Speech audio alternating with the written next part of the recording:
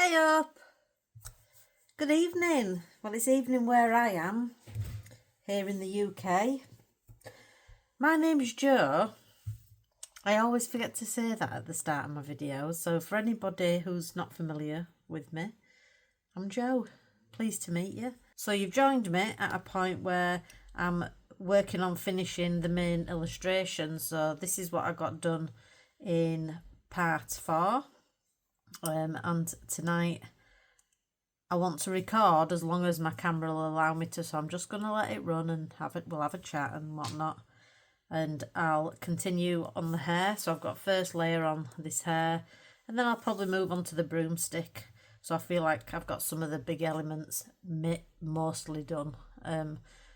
Everything I'll probably go back to at some point for some reason. So for example the hat, I might go back to and add highlights, and I'm going to probably leave this issue with the face until last, because I have got, this is where some of the masking fluid pulled off some of the paper, so I don't fancy colouring in pencil on that, but I may try it. And I've got a few other ideas that will rescue the situation if not. So today anyway, it's all about hair and broomstick. I'm using these two colours again, 134 crimson and 160 manganese violet in the Polychromos from FABER. And I used crimson just to put a basic layer, first layer on, and really what I was doing with this layer is just mapping out where I wanted some highlights, you know, where I wanted some light shining on the hair. I can remember when I was doing it, I was chatting away. I'm not sure I was concentrating that much. It looks a little bit random down here, but I'm happy with where it is there, and also on this section. This is just a little bit haphazard, but I can live with it. I don't mind. I might go in and do some more of the cat. We'll see where we get to. I'm just going to because I know my my phone, I've made sure I've got 100% battery, but it's about the memory. It's how much filming my phone will hold, and I delete all my videos as soon as I've uploaded them to YouTube, so I don't have any like videos hanging about on my phone, but still it'll only record me for so long before it just stops recording. And the thing I've found is it doesn't tell me when it does that, so I think we might get an hour to an hour and a half out of it, and that'll be episode 5 done. So if you're watching and it suddenly goes dark and there's a little thank you message that comes up on screen, thanks for watching, that just means I'll see you on Friday for the final part. But yeah, let's crack on. So I'm just gonna, these are not bad, but I still want to just give this one a little bit more of a sharpen, because when I'm doing hair I like a really sharp pencil. So how have you guys been? Is all well with you? Where are we now? We're on Tuesday, aren't we? I don't know if you watched my last video, but I were talking a little bit about health concerns. I just want to let you know that I'm feeling a lot better. So yeah, back to my usual self. I got my 2 Maria Troll books that I've been waiting for from my music. They arrived today, so I did a little flip through. That's on my channel.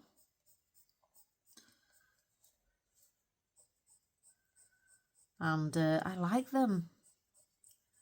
I did think that I might have made a mistake pre-ordering, such a knee-jerk pre-order reaction I had. But actually, I'm glad I have done.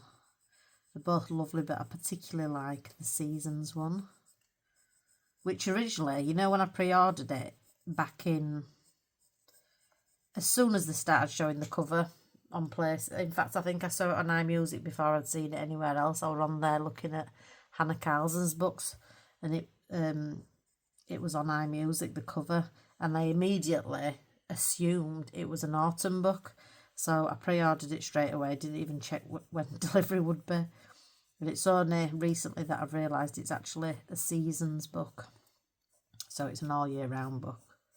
Well, not all year round, you can colour in it all year round, but it goes through the seasons, and I think that's what Arsteider,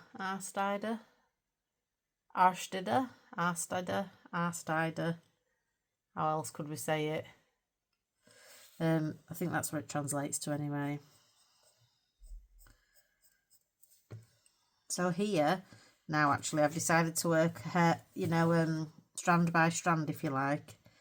And I'm just building up some colour now. Again, this week people have sent me the pages that they're following along with. This particular page and similar pages, other pages. And everybody's just, some of the backgrounds I've seen. Coloured by Amy, I think it is. AMI. I've had a few lovely messages from her. Her backgrounds are looking fantastic. So I can't wait to see. Don't get me wrong, there's not dozens and dozens of people that have been in touch. I'm not going to have this really long video full of loads of versions of this page come the end of the month. But there's a few of us, definitely a few of us. And I think it's definitely worth showing the work if they'll allow me to come the end of the month. I've really enjoyed it, and this is it's actually a good topic to talk about for a little bit. Whips.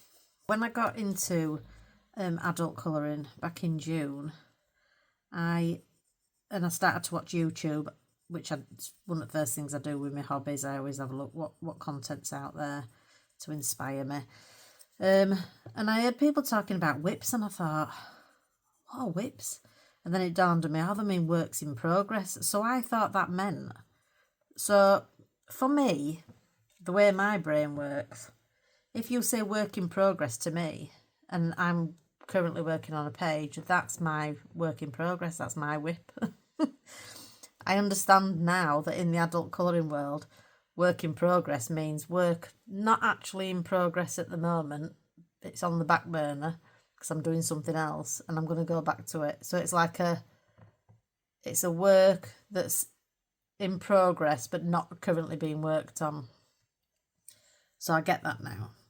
But I always thought, I won't have whips. I do one page and I work on that page until it's finished because I'm excited about seeing it finished, so I can't think of what else until that page is done. So I don't think I'll ever have whips. Why do people have so many whips? I wondered. And then I started a Kirby page, which I've not gone back to. I'm not avoiding it. It's just, it's going to be that's going to take me a week of my life. I just know it. That Pinocchio double page in Dark Fairy Tales. So now I have a whip. So I kind of understand how whips come about. It's different for everybody, isn't it? I don't judge anybody at all. I'm just interested in how people are different. I think it's fascinating.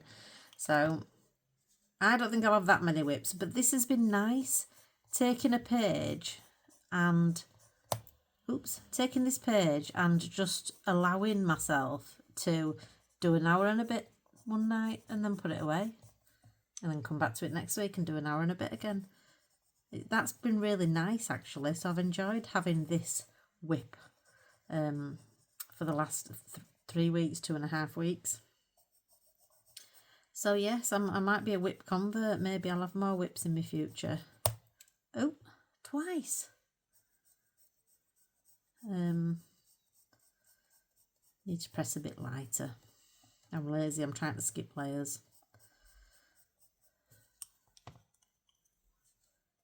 I have actually got another whip. In fact, I'll show you it, as it's literally inches away from my hand. So when I went to hospital the other weekend, the first time I went on the Friday, waited 10 hours in accident and emergency, and were bored out of my brains. When I had to go back on the Sunday for another 6-hour wait, clever me took 8 of my FABER-CASTELL Black Edition, picked a palette from my pencils, and I took, of course, Small Victories. So now this is a touch book. I ain't completed the page. But isn't it a wonderful, I get it now, it's a wonderful book for just that kind of thing. Waiting for a train, waiting for an appointment. If you're waiting for something, you've got a limited amount of time, isn't it great just to be able to grab this book and feel like you've still accomplished something, which I totally get is the idea. So I will finish it, but yes, look at me, that's 2 whips. I've got 3 whips if you include this. 3 whips. Who'd have thought it? Mrs. I won't ever have any whips. I've got 3 whips now. So yes, small victories. I understand the appeal. How are your pages coming along that you're working on at the moment? Are you working on Hanna Karlzon? Are you working on this page? Do tell me in the comments. Are you working on something totally different and you're just listening to my video in the background, which I love? I put a video out a couple of nights ago. I think it was just showing me doing my Neo Colour 2's background in Emily Lida Hollowberg book. That's Rocket with his squeaky toy. And somebody commented and said, oh, that was a great video, but I'd much rather hear you chatting. I thought, oh, how sweet. I never thought I'd ever hear words like anything like that. That somebody would prefer to hear me talking. It's been a really lovely confidence booster doing YouTube. Really lovely.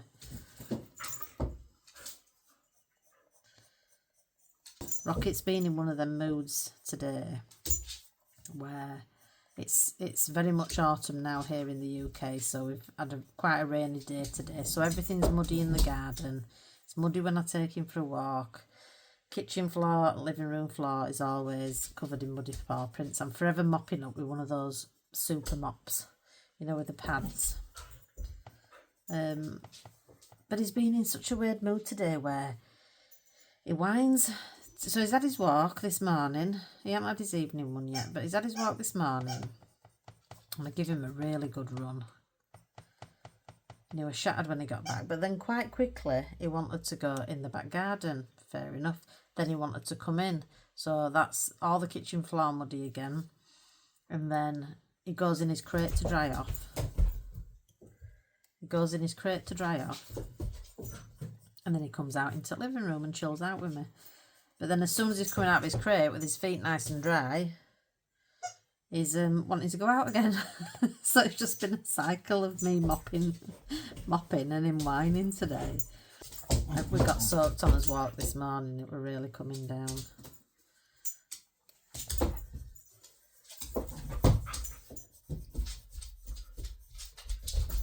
So I understand as well, and it's a good opportunity to say this, I understand that half of the world is not experiencing autumn at the moment. They're experiencing another season, and I get that.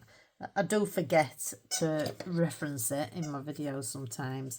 You know, when we're talking about, oh, let's do a fall page or an autumn page.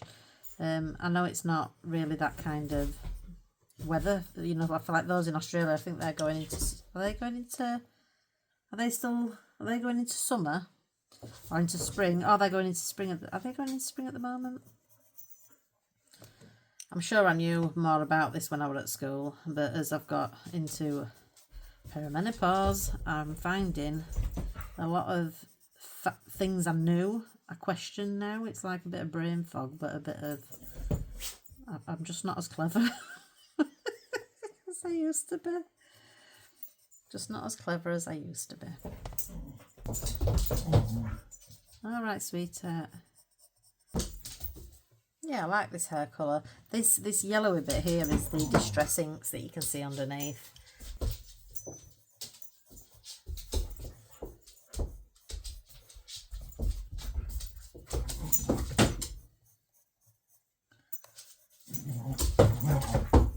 All right, chicken. Calm your jets.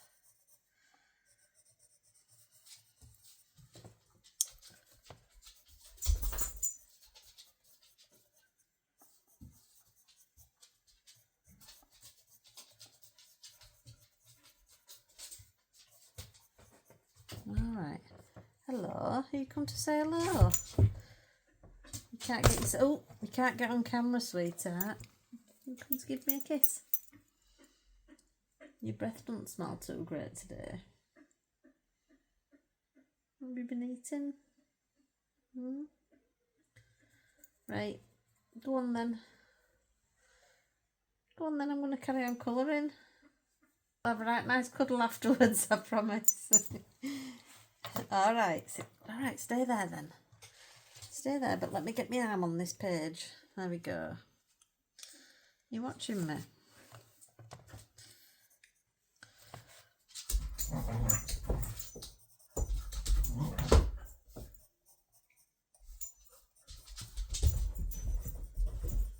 I'm just quiet while he's making a little bit of noise, that's all.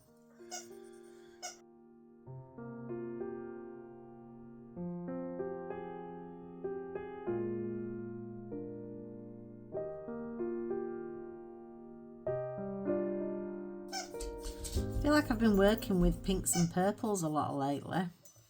I do like pinks, purples and blues together though. That's probably a lifelong favourite colour combination, you know, in anything. I like those colours together. Throw in a bit of teal as well and I'm in, you know, heaven. I love those. Don't everybody love a bit of mermaidy colours? Which is essentially what they are, isn't it?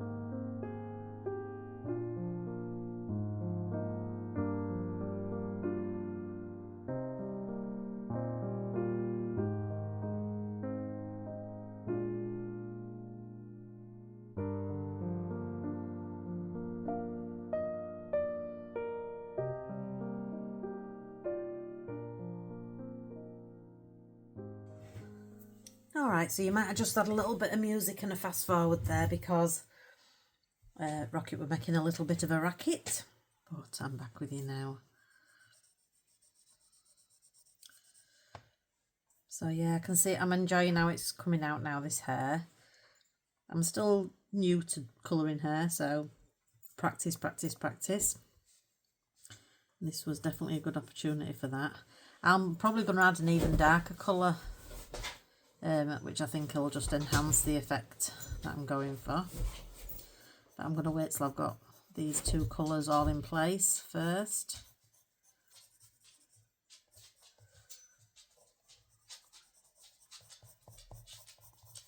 I was sent an image as well from Leandra, I think it's Leanne3 Crafts.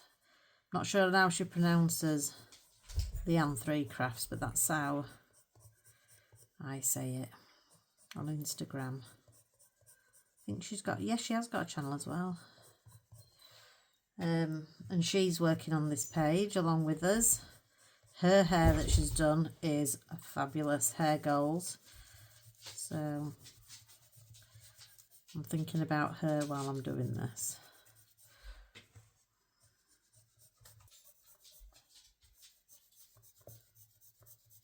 Who have you been watching lately? If you watch YouTube, well, you do, if you'll be watching this, I'm assuming. If you're hearing me say these words, you're clearly with me.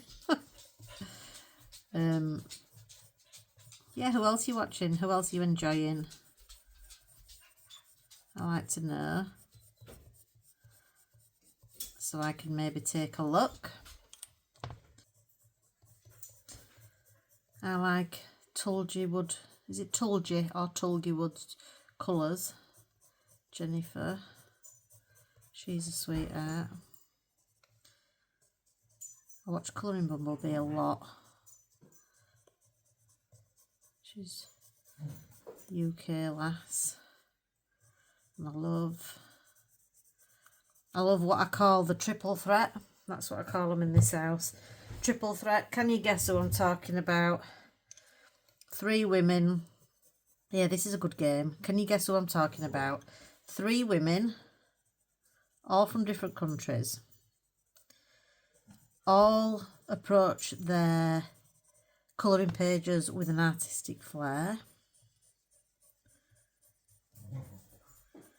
They all have a wide selection of books and styles of books, I would say, and they're all very helpful. The videos are interesting because you'll see things that you haven't seen before on their videos, I think, and they give you just really good little tips along the way, inspire you, encourage you.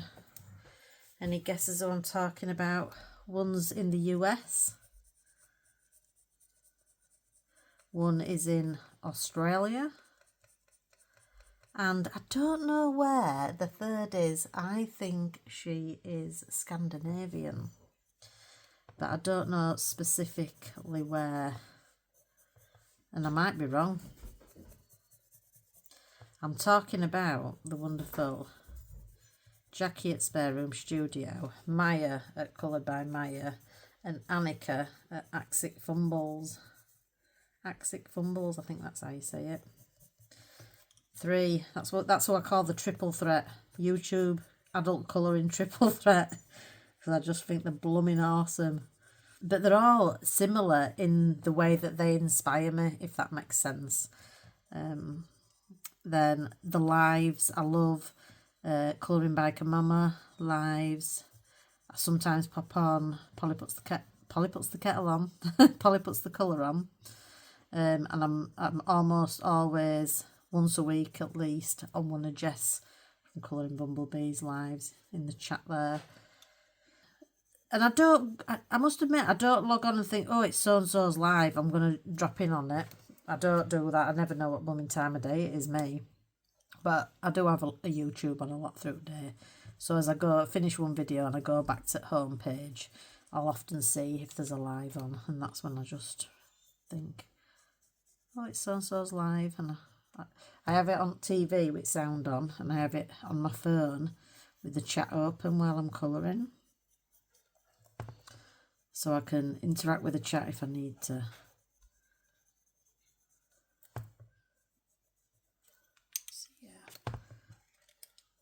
Listening to people while you're working on a page is nice, isn't it?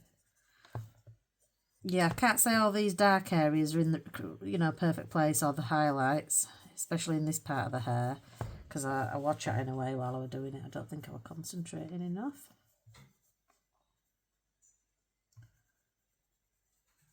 I'm cool with it.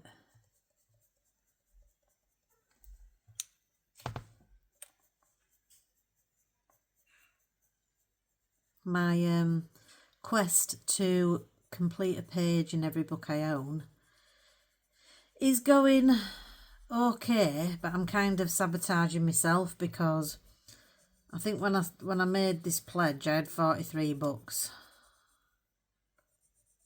and this one 1st of October, 43 books, and I had 29 uncoloured, I think. 27, because it was 9 a month that I thought I'd have to colour in to complete a page in every book I own before the end of the year. But since then, and it's only the 21st of October today, since then I've bought 5 books, 5 extra books, so now I think I've got something closer to 48. So I have got through some buddies, but I think I've got more new books than I've done buddy colours this month, and pages. I say buddy colours because I tend to prioritise them early on in month, and anything that I'm colouring just for myself tends to be towards end of month. But don't get me wrong, buddy colours are for me as well. Sometimes I pick pages, sometimes we pick them together, sometimes it's their pick. So I enjoy every page I colour, otherwise I wouldn't do it. But yeah, I've made my problem a little bit worse by buying some extra books. So if you are interested, this is my current list of books that still are untouched, and I also haven't made plans to touch. So I'm looking to make plans to touch these books before the end of the year, if you're interested in anybody's, if you've got any of them books. Some of the books are quite obscure, so I don't need a buddy to colour in it. I'm quite a motivated person anyway. It's just nice. It encourages you more to do it, I think, when you've got a person that's relying on you, because you're going to work on something together, essentially. You're just more likely to do it, aren't you? That's what I always think. So, yes, that's where I'm at with that.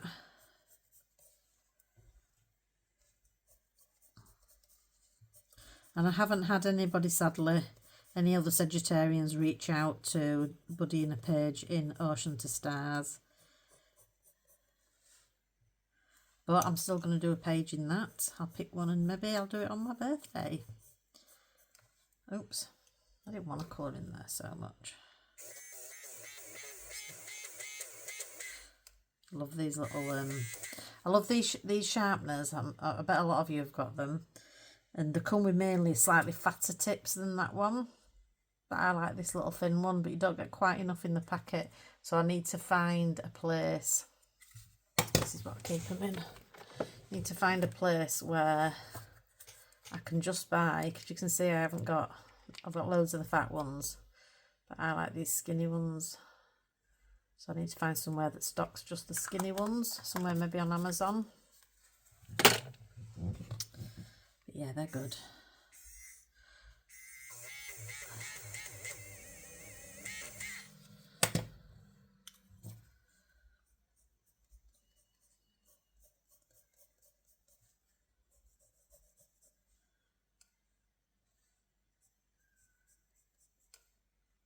I'll tell you who else I've been watching. In fact, she was on my mind this morning because I was finishing off watching a video of hers, and I actually don't know her first name. It's a lady, her channel's called Art Journey, and she's clearly been doing adult colouring. You might follow her already. She's clearly been doing colouring for a lot of years. She's currently decluttering her craft room, and she's found it quite an upsetting process because she's dealing with the feelings of over consumerism, realising maybe how much she's had and not used, or bought and not used. I don't think it's a money issue for her as much as it's just a senseless issue, she feels, you know. And I can appreciate that that's heavy doing that. I sometimes get those feelings, and I've not got half as much stuff as her. But do you know what I appreciate about her channel? God, she's been honest on it. She's been so honest. She was saying on this episode that, this most recent episode, so I've coloured them in a little bit too much. I want to take a little bit more out again.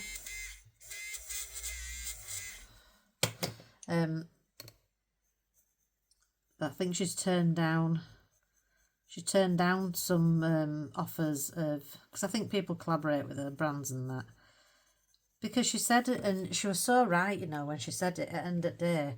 She said somebody's sending you a free packet of like 30 quid markers, and when that first happens to you as a content creator, you're all giddy like, oh my god, so, you know, I'm so big and successful that they're sending me free stuff now. Brilliant. But then she says it takes her, she has to plan a video to review them and show them off. Then she has to film it, that takes time. And then she has to edit it, which I know is often the hardest part, is the edit. And she has to have creative new ideas every time she does that. So she was saying, for the 30 quid packet of markers, might spend 6 hours on it. That's less than minimum wage. So why, it's not really a fair deal. They're getting a lot more out of the content creator than the content creator's getting out of them. I know sometimes it's not always 30 quid markers. It might be, you know, a 450 quid set of POLYCHROMOS in a wooden polished box. Although I've rarely seen that. But it could be, you know, it could be, but still, it's never a free item. She said that, and she's absolutely right. There's no such thing as a free lunch. So yeah, it gave me food for thought. I'm never going to go down that avenue anyway. That's not what I'm here for. And she also mentioned as well that I think one brand tried giving her some tips like, oh, you know, suggesting she might do this or say this. And I think she sort of bravely sort of said, I'm afraid it's a no from me then. Thank you very much, but no thanks, because I like to give honest reviews, and, you know, my review is what my review will be. I'm paraphrasing here, so I'm not quoting her. But yeah, go take a look at her channel if you haven't already, Art Journey. I found her to be really frank and honest. I love that. Love that. And realistic, you know, she's realism now. She might feel she's deluded herself a bit with all these purchases, but she's certainly, as far as I can tell, I haven't been watching along, but as far as I can tell, it's as if she's woken up and smelt the coffee and she's like, right, I am sorting my colouring life out. This is it. It stops here. But really, there's no major harm done. But it don't matter however she feels about it. That's how, you know, that's how she feels. And I right respect her for everything that she's said. And then I was watching another creator who were saying, who'd been feeling the pressure lately because they'd done memberships and they felt it was just getting on top of them. Colouring and content creating about colouring had become a bit of a job rather than the hobby, and they were starting to feel like they had to do this and they had to do that, and it has to be done by a deadline. That is just a massive turn off for me. If anybody does enjoy my content, it's because I'm doing what I want to do, and I'll always do that. And you know, I'm more than happy to give. If ever I get good enough to give tips, I'm sure. I mean, come back to me further down the line if things turn out different, but I'm giving you them tips for free if ever I get good enough to be able to give you tips. Yeah, because it don't cost me nothing to share. I enjoy it. I love chatting to people. God, I've never spoke to as many different people all over the world. Somebody from France messaged me today and said, hi, hello from France. And I was like, hi. every time's like the first time. I love it. I love it. Yeah. Let's go in with a little bit of a darker colour now, because I think that's looking good. And I want to add just a tiny bit more contrast and depth. So I like to use my blues, don't I? Now let's remember, for him I used Indanthrene blue. So let's have a go with that. See if I don't think it's going to be dark enough, if I'm honest. What's this? Black. I might revert to black. Do you know what I don't like doing at this point? I don't like pulling my tin out again, having a look in my pencils again. Payne's Grey. I'm a fan of Payne's Grey. Let's try a bit of that. See if we like the look of it. A bit more depth. I don't. Let's try a bit of this blue. Nope, I don't like that either on this. So I'm going to pull my tin out. Let's not be lazy, Joe. I'm going to look for the right pencil to give me. I don't just want to use black, that's all, because I think it'll look a little grey, unless you get really black. I know what I want to use. I want to use dark indigo. That's my little go-to. That's why it's a bit shorter than the rest. Dark indigo. Look, this is how I made my swatch. I did a bit of the old... I remembered how we bookbound in school 30 odd years ago, and I remembered how we did bookbinding class. So I bookbound my own book. You alright, Rocket? Is there anything else I want to use other than this blue? I've got my black out. Have we got any dark purples? It doesn't even have to be purple, it just has to be dark. Now, I think I could bring in, I'm going to try this indigo pencil, and I think I've got mauve, 249 mauve as part of my wider palette. Let's try a bit of mauve. Yes.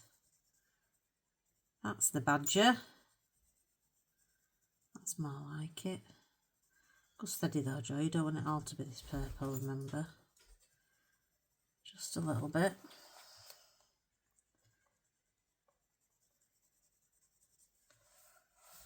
Just a little bit. Go steady, lass.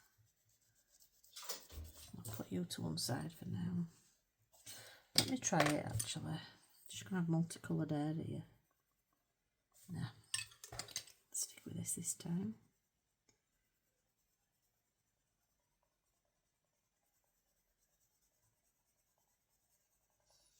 See, the problem with having a heavy hand with Polychromos, and this is something I'm working on with each page I do, using polys.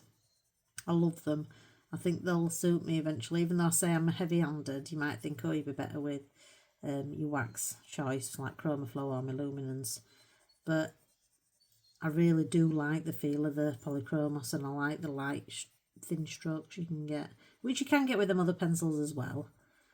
But it's just a bit easier with these, I think. But yeah, the problem is if you press too hard with a hard oily pencil, I think it's almost like you're burnishing earlier than you should be, which then makes it harder to get more pigment down on top. So that's something I'm working on. I'm a work in progress. Yes, I love that. See, when I add a bit more contrast to me, the illustration I'm working on, it gets me giddy. I'm like, ooh. Me and my partner have got a phrase. When I get that giddiness about anything, I go, oh, sexual chocolate. Oh, I don't know that I'll keep that in. But yeah, that's my phrase for when you get that yes feeling. It's like, yeah, sexual chocolate. Don't know where it came from. But yes. It doesn't mean anything kinky before anybody thinks anything weird. In fact, I know the first time I said it, he was flying his drone. He's an excellent radio control pilot or driver of anything. My small business, before I closed it, I was in the area of radio control car racing, which are then, you know, small scale cars. I won't go into it. It's a whole thing. So he used to race them. So he's really good with anything radio controlled. The first time he were doing some drone shots, we were on holiday in Scotland, and he was flying his drone, and I was looking at him flying. And God, he were doing some great sweeping manoeuvres. You know, for film, it just looked, he's got such a feel for it. And I was just like, oh, that move that he did then. Sexual chocolate. Not right, isn't Ed? All right, Rocket. He's in, he's out, he's up, he's down. You like my mental health, aren't you? Right, I'll let you in, lad. Just let me, so I don't forget where I'm at. Where were we? Maybe I share too much on this channel. Yeah, oh, that just gives me such pleasure. Not because I think, oh, that looks awesome. To me, I'm happy. You know, I'm getting happier with it as I'm colouring. But just certain things give you pleasure, don't they, on your page?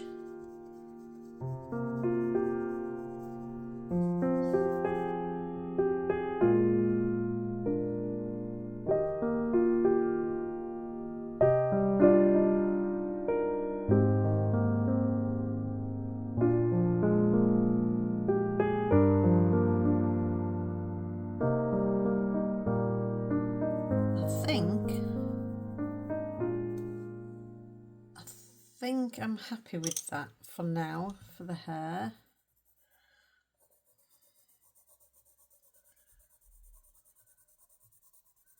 Oops.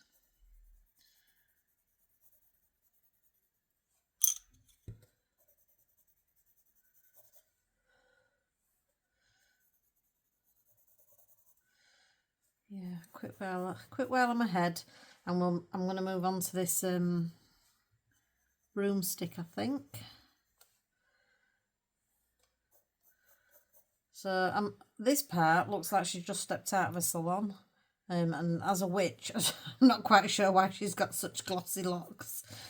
Why can't witches have glossy hair? There's no reason at all. I'm sure they've got loads of awesome potions to add shine and condition to their locks. So that's what I'm going with. I'm going to do a bit on the broomstick now. So I've elected to, I think I'm going to use these two, and then I'll probably again add a third deeper colour, probably black. So yes, so I'm going to start getting some colour on with this. These are 187 burnt ochre and 283. Does anybody else struggle to see numbers on the polys? They have to hold it into light a certain way. 283 burnt sienna. So 187 burnt ochre first, and I'm just going to get some base layer of colour down. So this isn't going to be very exciting to watch, I'm afraid.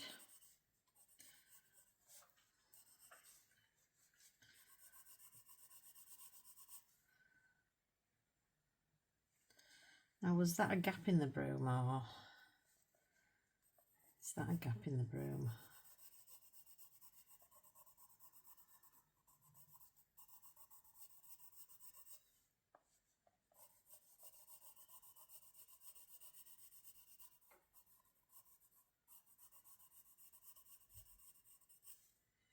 Or do we think the whole thing is wood? Yeah. I don't think she'd have big gaps in a broom. How's she going to fly about on a broom with loads of holes in it?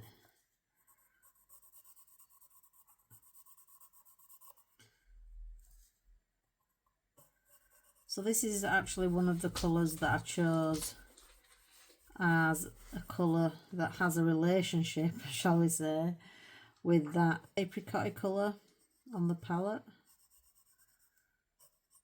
Sometimes looks orangey, sometimes looks peachy.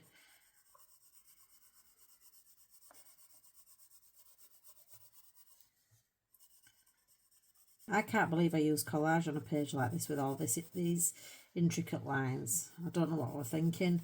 I'm glad I've done it and I love the effect, but when I look back now at cutting that out, I don't think anybody else would have bothered with collage. And I wouldn't have blamed them. So some of the black line work, because the way it's been cut, the way it's stuck down is a little bit off, I'll have to add in some of this black line work. Or I'll just colour quite dark in those areas. You know, I think it looks a little bit odd.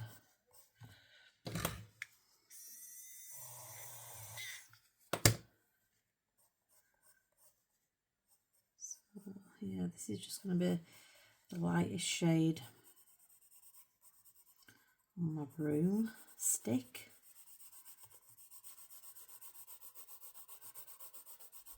So how is your autumn season, your spooky season more so? How's that going this year? Have you been to any good Halloween events? I used to enjoy going to we used to have one called Scream, Hallow Scream near us. Like an outdoor thing that's in a field, lots of actors and sort of props and stuff and sets. They were always good fun.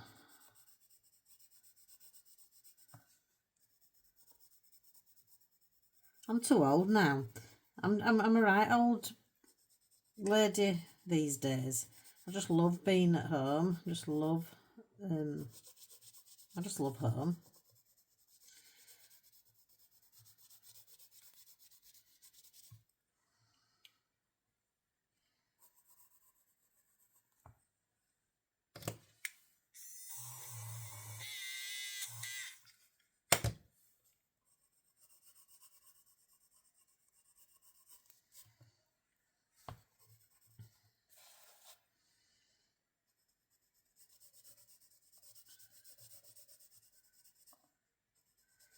Need to sharpen this pencil.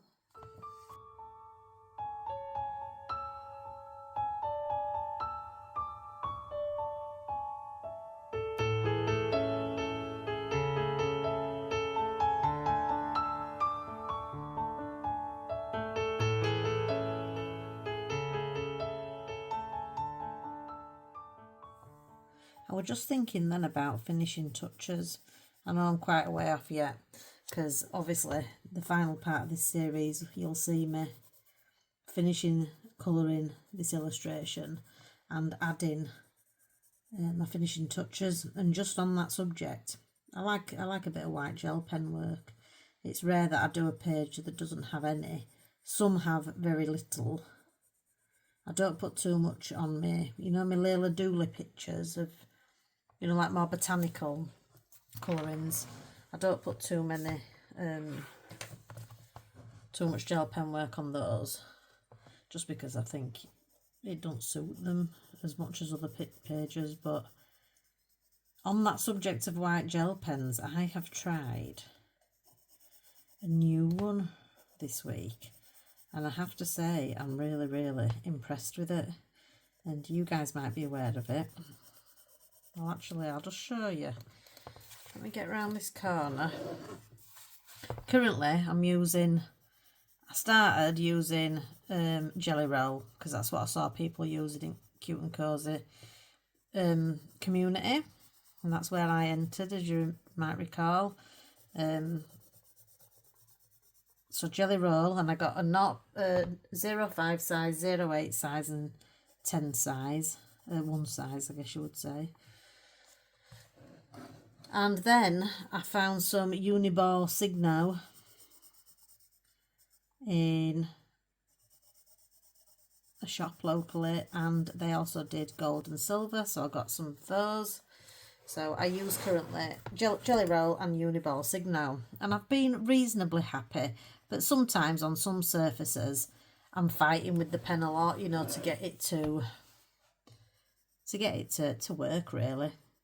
If I'm covering something with paint, or you know, just on certain surfaces they let me down a little bit.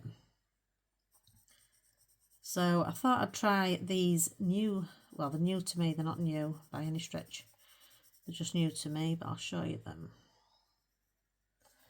In fact, I'm away on a little side tangent as usual. So I've got here, this is just the back of my Cute and Cozy album where I've stuck my pictures in, because I don't think I'll ever complete any of them books. So this is just the back. So it's black paper, so I thought it'd be a good way of showing you. And I've not done this test myself, so we both. That's Jelly Roll 08. Then I used Uniball Signo, and it just says white, UM 120 AC.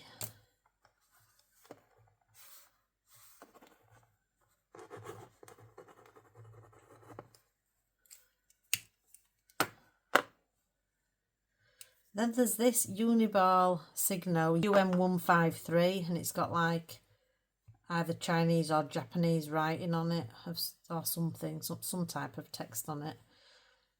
Again, I found this in a shop. Don't know what the difference is, if there is a difference. Maybe, oh, a bit fatter maybe. And then this is my new one. So you might be familiar with Panda Fly. I wasn't. I have to say, this tip, the size 1, 1.0, is brilliant, but I would like a 0.5 and maybe a 0.8 if they do them. So that's what I'm going to look out for. But in terms of how it performs, I love that it's got a slightly triangular barrel. But in terms, you see there, look. In terms of how it performs, I'm quite impressed. So There's not much difference, but it's just a little bit more reliable. It just flows out more easily. Whereas I find sometimes,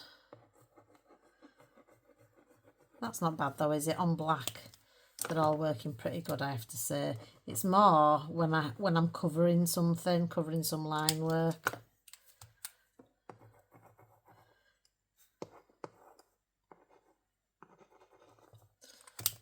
But yeah, it'd be interesting to do this with all of them on different media, wouldn't it? You know, for me personally, and maybe you guys would want to try it or want to see it even, but I'm sure there's lots of videos out there covering that. But yeah, panda fly. I used them on, I've just done a page with a dog and a windmill on it, and I used it to cover the line work on the clouds, and I just felt it were just far more juicy. It's coming out quicker. It's just more easily, it's ready and willing to exit the pen. So yeah, just thought I'd tell you that about them, because I'd not heard of them until very recently. Took a punt, ordered some, and yeah, I'm happy. Panda fly. So if you're not enjoying Jelly Roll and Uniball for whatever reason, there's some more that you can try there. We're back to the job in hand, colouring this broomstick. Yes, panda fly. I wonder what else they do. I've never heard of them. But then, you know, I've not been in this game long, have I, really? Oh, that's candle. I'm busy gas bagging and I realised I've started colouring candle. I bet you've all been shouting at screen, haven't you? Well, no, I bet you haven't, because I bet most of you are actually colouring or doing something useful. Yeah, started colouring candle there. Well, it looks like I'm going to be having a cream coloured candle.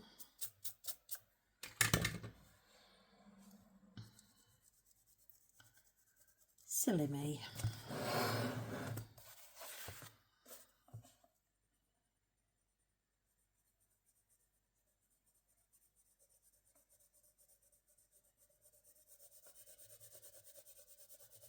Does anybody know what, in the adult colouring world, what November is all about? I've only obviously been here since July, really. And in that time I've heard references to Mermay, so I know that's a thing. I know we've obviously got September is Space Timber. Although, do you know, I still don't understand what that's all about. Unless it's just a cool way of making sure we include some sci-fi and space themes in our colouring. No different to including mermaids in May, I guess, is it? Space Timber. Do people go as big in Mermay then? Because September seemed like, you know, everybody were really pushing it. And really, you know, they had a lot of fun with it, and I just wondered if the same, if it's the same in May for Mermay. So yeah, what do we do in November then? Is November free and open to suggestion? Do we just embrace lots of, I guess in our hemisphere, it would be autumn stuff.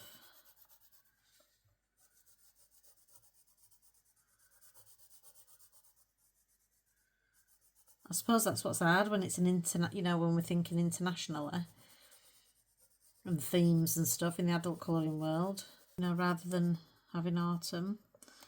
So yeah, so what do we do in the rest of the months? Do we have something for every month? Does anybody know? Does a list exist somewhere?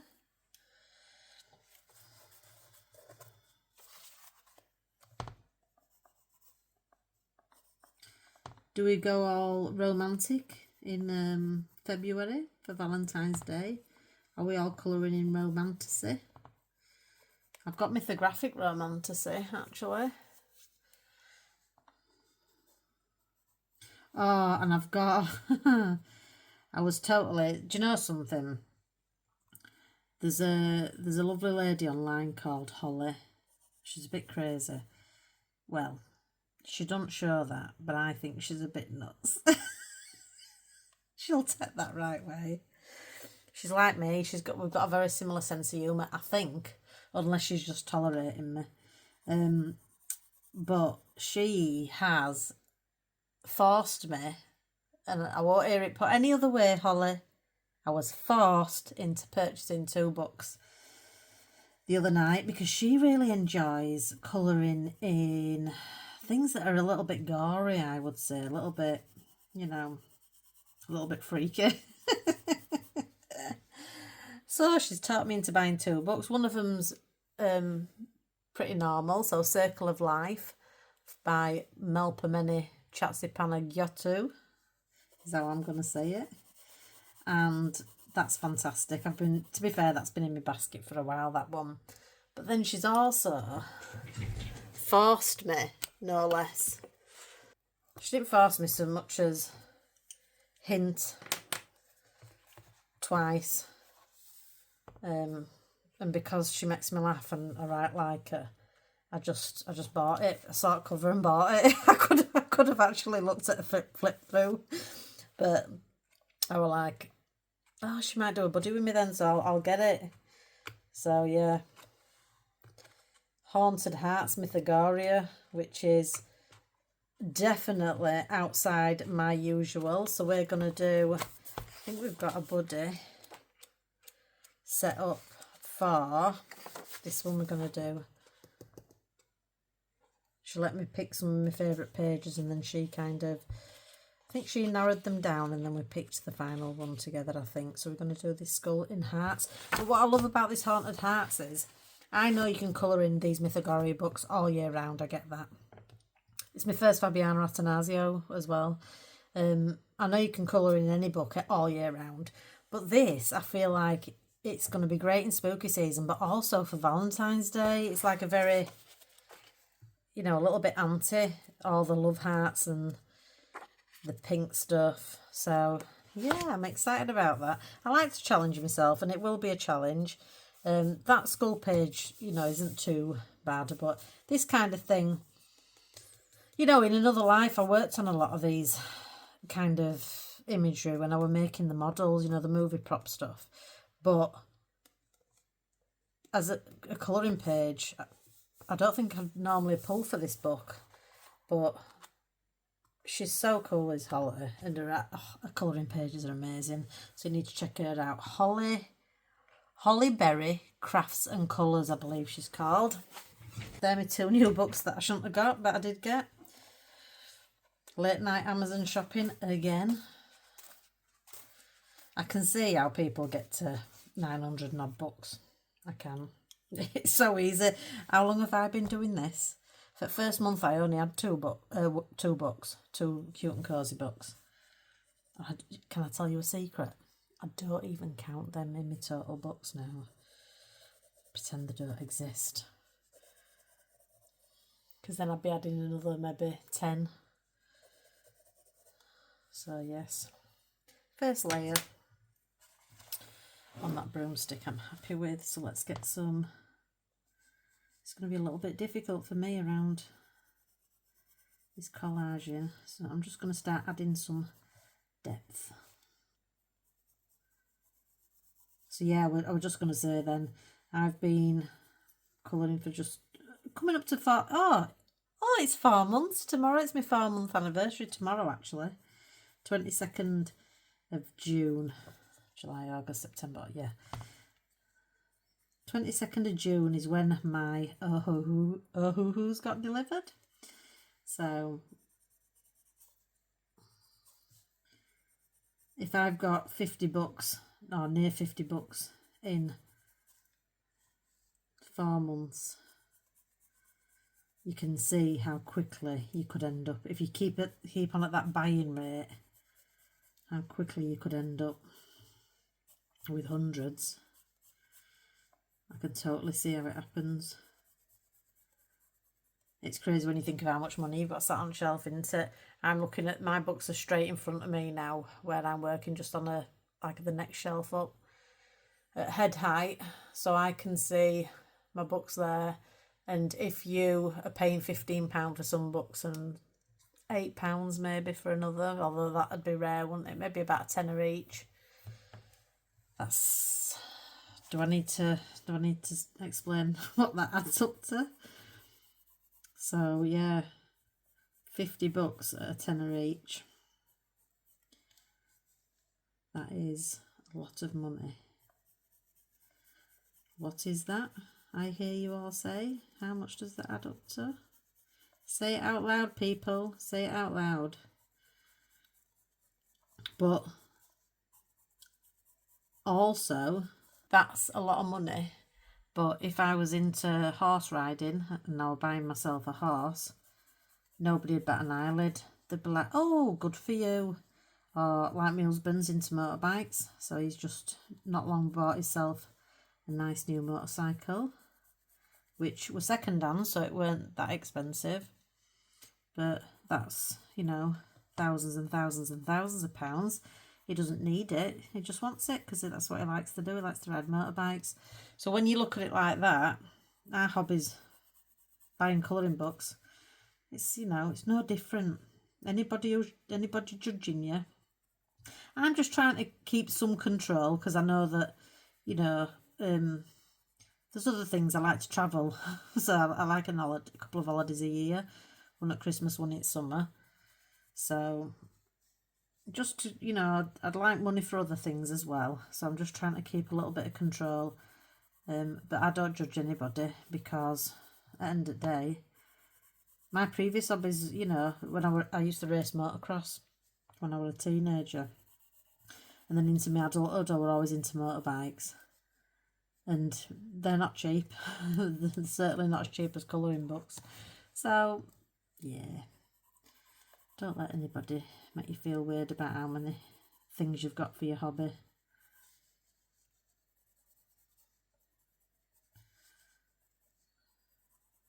Yeah, some people are quite judgy about things like how you spend your money. And it's nobody's blooming business. I love travelling, going to other countries, but I also love holidaying in UK. And there's a place in UK, an area called Norfolk County. And part of Norfolk, there's an area called the Norfolk Broads National Park, and it's made up. There's nowhere really like it.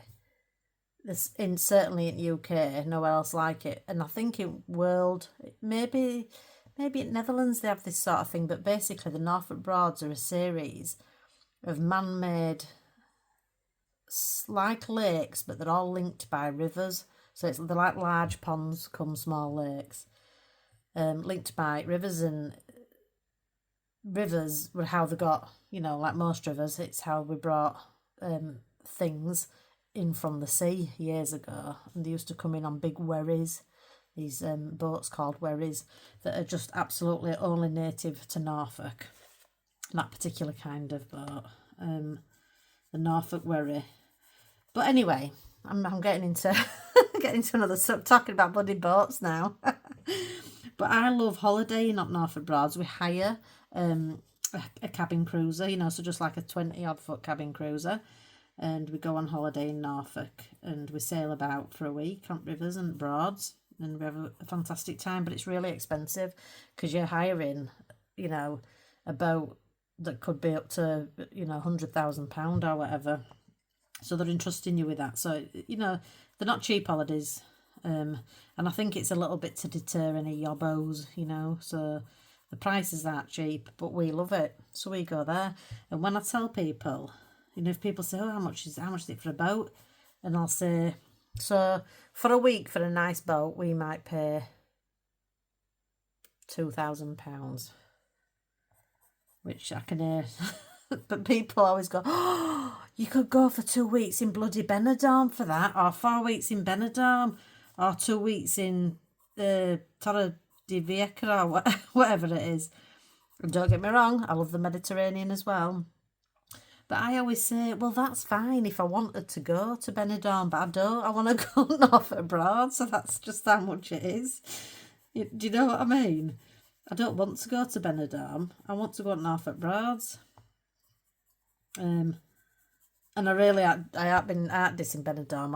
I love all Spanish speaking countries, and I love Balearic Islands. I went to Mallorca earlier.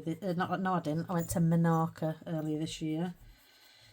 So yes, I'm not judging people on where they go on holiday, but I get judged because I'm willing to spend £2,000 on a boat to go on Norfolk Broads for a week. But each to their own. Whatever makes you happy, eh?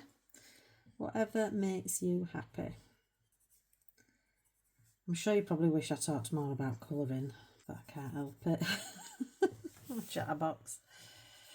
Alright, so you can see how I've added a little bit of depth already to some bits there. That's my thinking. I might come up the sides a little bit like that. Some of my shading.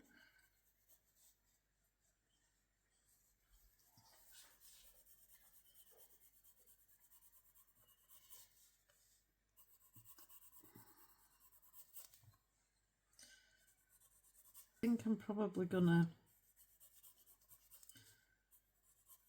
add a little black now because I want to see if I need to go deeper with these colours, which I think I might.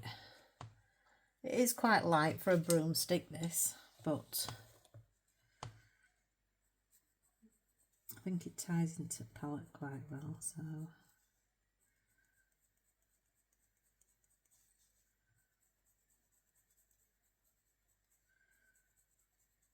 So again, just increasing the contrast between my lightest areas and my darkest areas. And already I'm loving that now. I can see as soon as I add more contrast, I get a sense of how it's going to look at the end, and I'm like, oh yeah, yes.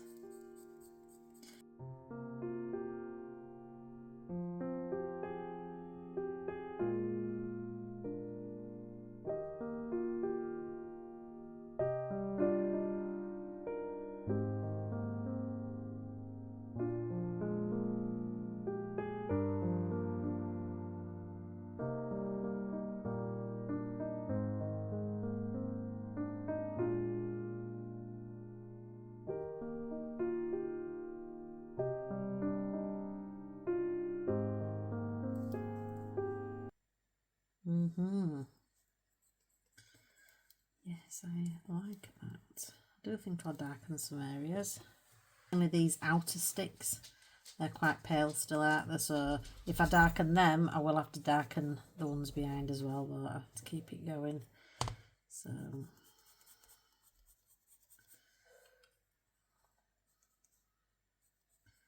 just building up in layers. Pulling back and taking a look from a bit more of a distance because I can get too close. Too close. Yeah, I think I want to darken up these outer ones with another layer of pencil. And then it's basically like starting, oops, where's my other pencil gone? My correct one. It's like starting from scratch again now, isn't it? So we're going in for the second layer of this colour.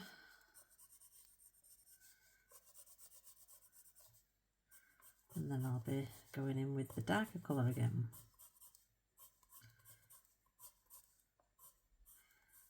I think one of the reasons that a lot people love Prismacolors because of the Prismacolors, I know that. But let's use the term mainly wax-based pencil instead of Prisma. So I'm talking about other pencils as well. I think the reason people love them is because they enjoy that particular pencil.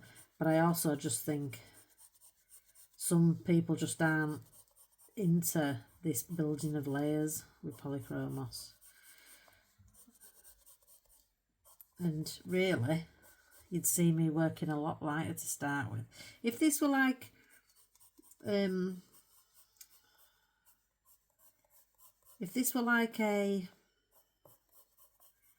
original piece of art. So for example, I'll show you this, 1 second. So this is an original picture that I drew and coloured using my polychromos. When I first got them, this was the first thing I did with them. And it's a picture from a photograph that I took of some tomatoes that I grew, and they're just in my stainless steel bowl that I use in the kitchen. And so you can see the reflection of them in that bowl. But when I coloured this, I really took my time. So my layers, I started, my first layers, I were holding my pen a lot further down, and I'm talking like this. It took me about a week and a half to complete that picture. So I was building up my first layers, very, very, very fine. Always starting with the lightest colour first, shading very, very lightly. I don't know why, when I know that that's the way to use your polychromos, I don't do that in colouring books. I'm always a little bit more like this. So, but really you get the best out of your polys, I think, when you do build up in lots of, you know, always looking for the lightest colour, building up in layers. You do get a smoother finish. But yeah, so super proud of that picture, and it's the first time I'd done anything like that in probably 30 years. So yeah, I love it. I've shown it on one video before, so you might have seen it. But and back to my more crude use of polychromos.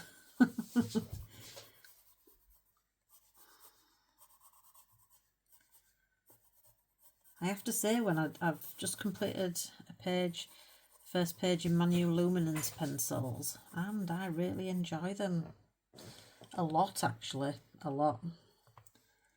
I get the same pleasure out of them as I do using these, and that's what I was looking for.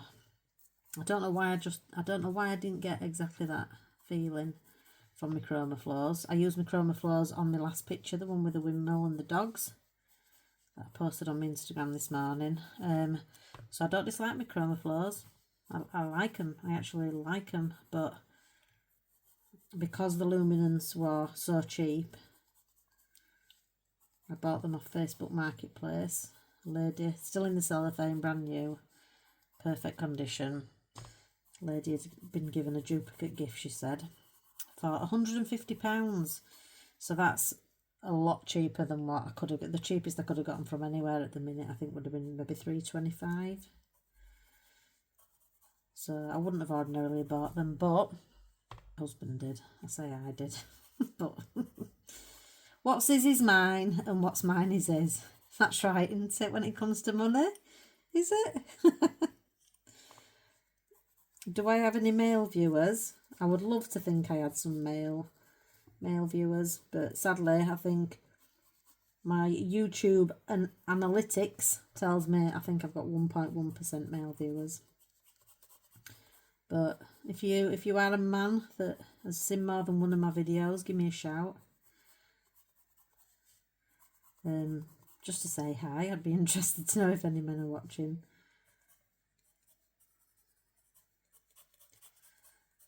I might tailor my content, you see. Might have less menopause talk.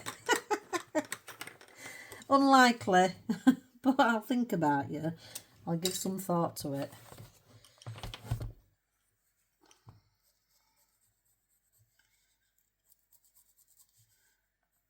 I think I know of 2 male colourists.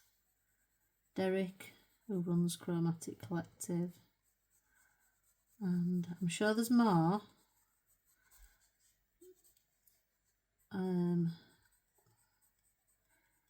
I follow somebody on YouTube. Oh, I follow a couple of males on YouTube, actually. I think Steve Colouring Commander is one. And somebody else, I can't remember the name. I've only just started following them. But yeah, I've always been into hobbies, you know, like my motorbike racing or radio control, cars. It's always been quite a male-dominated environment, so this has been really nice for me to touch base with women again. It was a bit difficult at the start because it's as if I'd forgotten how to socialise with women. But yeah, I'm really enjoying meeting lots of lovely women. Lots in the same age range as me, so, you know, when you get to this time of life, you have an understanding of what each other's going through, don't you? Yes! Yes, I'm liking it. Could do with a bit more work, I think, but so far so good.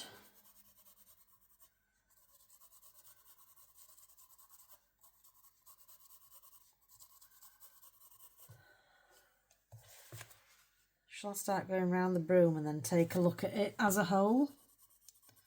I would say I'm quite a slow colourist, and I don't know how fast other people colour, but I've been with you over an hour now and I've only done her hair and this end of this broom, really, haven't I? So I would say I'm a slow pencil colourist. That page I just did, the Dog and Windmill page in Mythographic Wild Summer, that was a one-day page, and my RJ pages are normally, you know, they don't go overnight. I usually finish them on the day I started them. It might not necessarily be a constant session where I'm constantly sat at my desk, but I start and finish them the same day. Anything I can base with alcohol marker is generally that way, but if it's full pencil, I take an age, I'm afraid. What about you? If you are doing, so for example, if you are doing a full pencil Hanna Karlzon, how many hours do you think that takes for a single page, not a double? How many hours do you think you would put into that? I find it difficult to equate into hours because I don't time myself. You know, I don't think, right, it's 1:30 when I've started and then I've stopped and it's 5:30. I don't. Looking at my watch, still do that, don't we? Who wears a watch these days still?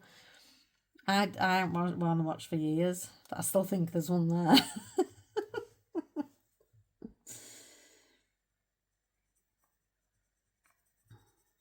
So yeah, I would say I think I'm a slow colourist. I don't know what to compare myself to.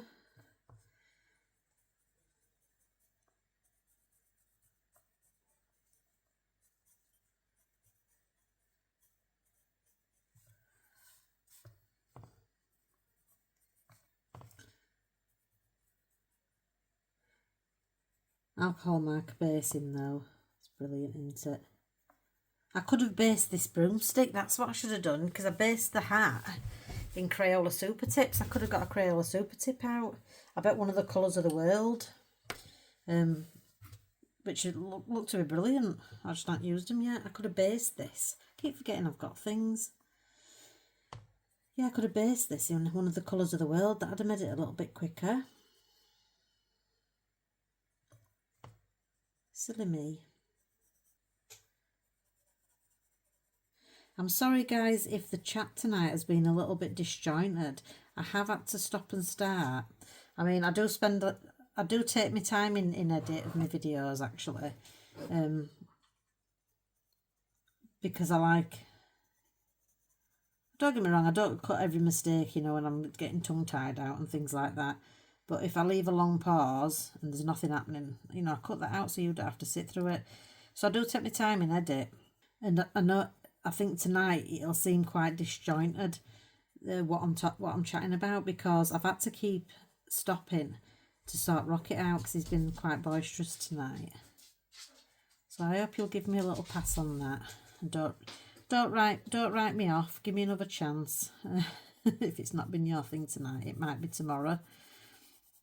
Not actually tomorrow, but you know what I'm saying. Using it as a phrase.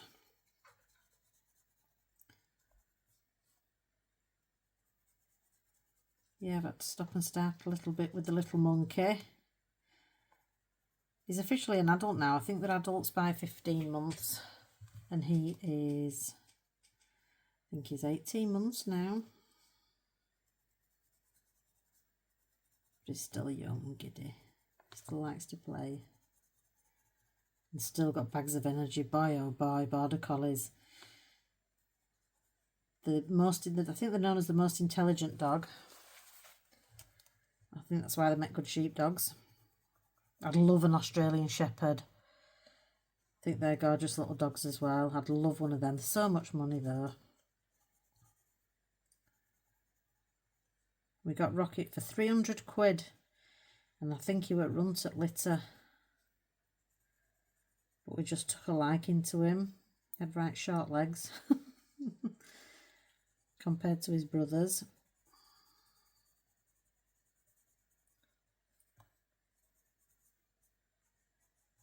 We love him to bits. But he is full of energy, as a Border Collie would be, especially at that age. So he takes a lot of exercise. 2 walks a day, and he don't stop running on those walks. So we've got one of them chuck it sticks and balls, and he absolutely loves us using the chuck it.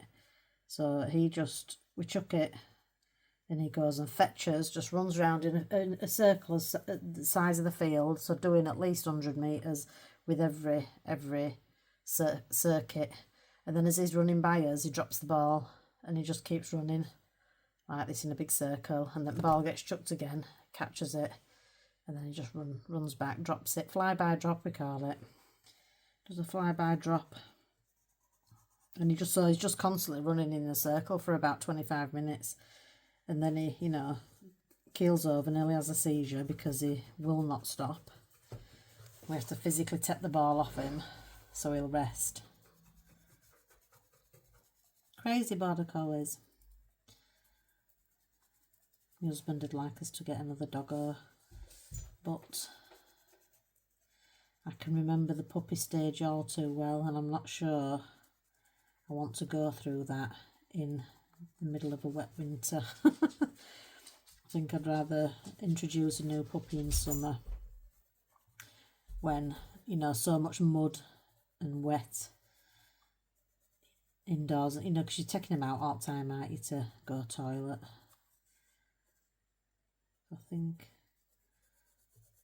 I've said I'd rather not, love, but what I actually mean is maybe in the summer.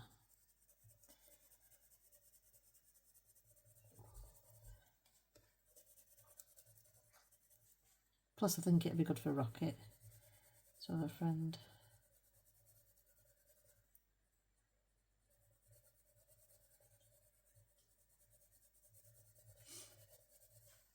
I think I'll get round here, and then if I'm still recording, I think that's where I'm going to leave it for tonight. I've got this first little bit of different colour on this broomstick.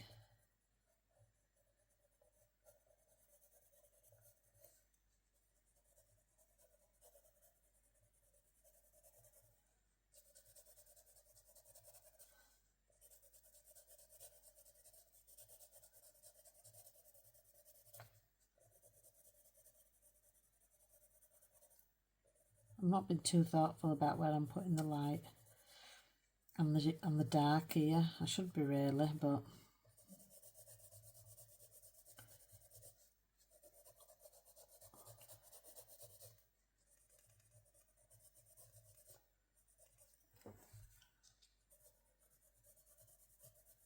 sometimes I think with colouring we can obsess about things being exactly correct, can't we?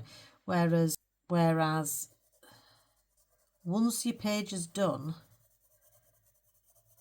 it looks awesome anyway, and you won't notice that you haven't perfectly shit. Sometimes all you need is an impression of what you're going for, if that makes sense. Like today, I finished that Wimbledon dog picture and I sent it to CJ, who was my buddy. Her page was gorgeous as well, and she'd done some lovely pencil work, and I think she spent about a week on and off. She's got a life, so she don't colour like hours and hours and hours and hours in one sitting. But over the course of a week, she did her page. And I started mine yesterday, and I finished it yesterday. And she went, God, I can't believe you've done that in one day. And I said to her, it's because I based with alcohol marker. That is the whole reason. And I did what I like to call, now I'm referring to it as coloured by Maya style shading over the top. And by that I mean Maya's got mad skills, so she can colour to an excellent standard.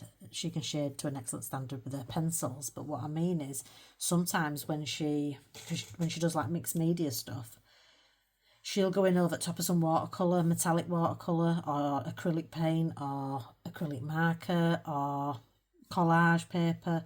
She'll go in and she'll shade, and it'll be very like this. She'll shade like that. Maybe not quite that, but it's rough. It's an indication. She wants to put an indication of darkness in that area or whatever. And she keeps the shading quite loose and free like that. And I tried that on that page, and that's why it was done a lot quicker. And I said to CJ, if you look closely at my ears of corn or ears of wheat or whatever it was, her shading were far superior standard wise to my shading, because I just went for an impression of darkness in that area. And overall, when you look at picture, I don't think, you know, a keen eye will zoom in and be able to tell what kind of shading I've done.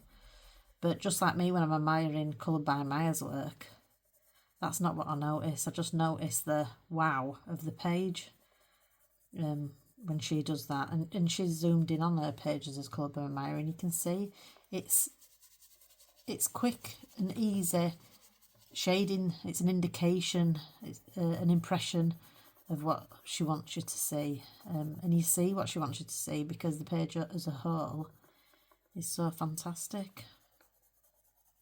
If I can find an example, I'll put one up on screen. But yeah, I do believe that's a good idea. Sometimes, you know, sometimes you don't want. I can easily, every page could last a week for me if I don't sometimes try different approaches. So I tried a slightly different approach with that last page, and it worked. Page before it, I spent 3 days on and off on that. The little castle thing with the Neocolour 2 background. Sometimes every square inch doesn't have to be perfectly shaded, because when you're looking at it as a whole. Do you know what? It's up to you what level you want to go to, isn't it? When I'm doing my Layla Dooley botanical stuff, I'm fixated on every square inch. I try and do every bit to the best of my ability. And it's not because I care less about other pages and more about my Layla Dooley pages. That's not it at all.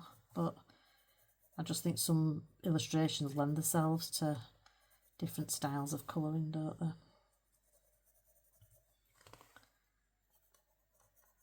Are you a square inch focuser? Do you like, you know, is every square inch of your page coloured with the perfect shading to your standard that you're at the minute? Are you more loose and just give an impression of shade in a certain area? I'll show you where I did it actually. I keep forgetting I've got the book here. I can show you what I mean.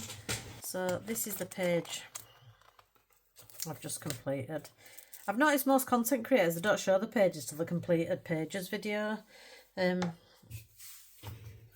I'm assuming I'll get a lot less views because you'll have already seen stuff, but it don't matter to me. I'm not bothered. So can you see all shiny bits on it as well? Let me just look at, I love my Calero watercolours. Got that dragonfly wings. And these butterflies. I love my Calero watercolours. Calero pearl colours to be precise. But yeah, this is what I wanted to show you. But you see down here, just, I won't say scruffy, but you know, just like quick. A bit of shading. Round here, quick bit of shading. All round here, quite scruffy shading, not perfectly blended at all. Where else? All round there, scruffy shading, quick shading. Round these tiles, scruffy shading, scruffy shading. The corn, yeah, that's what I wanted to show you. So the corn close up. Quick, very quick, scruffy. Get it in that corner, get it in that corner, get it in that corner. You know, rather than... In fact, I've forgotten to colour that corn. That corn's got no shading on. So, and same on these leaves. Scruffy shading, just quick scrawling. Yeah, around there, scruffy shading. In this corner here, quick scruffy shading. So yeah, I think that's how, for me, how I get through a page a bit quicker. If you can base in alcohol marker, that's a good start, isn't it? And then I just needed to give an impression of darkness in this corner. I didn't need it to be a perfect blend. I think we can obsess too much, especially on something like a sofa. Look at this scruffy shading. Scruffy shading. Not everywhere doesn't have to be a perfect blend. I appreciate that style. I do. But sometimes at the moment I'm finding my feet. I'm finding what my style is. I'm colouring in lots of different ways. Trying lots of different things. Back to the job in hand. I think I'm almost happy to leave it there, because I think I'm pretty much done with the hair. I'll know when I look at it fresh, with fresh eyes, maybe tomorrow or the next time I get it out, if I'm done or not. So you sometimes need to walk away and come back, don't you? I definitely think I've got more work to do on this broomstick. That's not quite there yet. Need some more darkness, I think. And in the stick area as well. So I'll probably bring in a little bit more, a few darker areas on the broomstick as well. I need to do this bit of the broom. And then, so next on Friday, I will be coming to this and I will be looking to finish the shading that I've already started, and then I'll be finishing the page. So that, yeah, I've got a couple of hours left on this, and that'll be finishing the shading and final touches. I'm thinking about what I'm going to do with this candle and the skin. That'll be part 6. So I hope you'll join me for that. For now, I'm going to leave this. It seems a convenient point to leave it where it is. But yeah, it'll be interesting. I think part 6 will be really good. As in, you know, it is with any page that we colour, isn't it? The last hour or two, but particularly that last hour, and particularly the last half hour when you're doing all your white gel pen work and your twinkly bits, if you can have any of that sort of stuff. So that's what I'll be doing on Friday, guys, in part 6. So thank you for joining me in part 5. You've been great company. Apologies, as I said, if it seemed a little bit, the conversation seemed a bit choppy. I've stopped and started more than you will realise, because I like to do a pretty decent job with the edit and cut out a lot of, you know, long pauses and noises in the background. So you may not have noticed, but if you have, just give us another chance. Come back for part 6 or enjoy another video and see if you enjoy that content a little bit more, if this wasn't exactly for you. I'll just add that future Colour With Me's will be only 1 or 2 episodes long. This was just a one-off, the first one, where I really broke down my process. Alright, I hope your pages are going great. Have a lovely rest of your day, and happy colouring, guys. Ta-ra for now.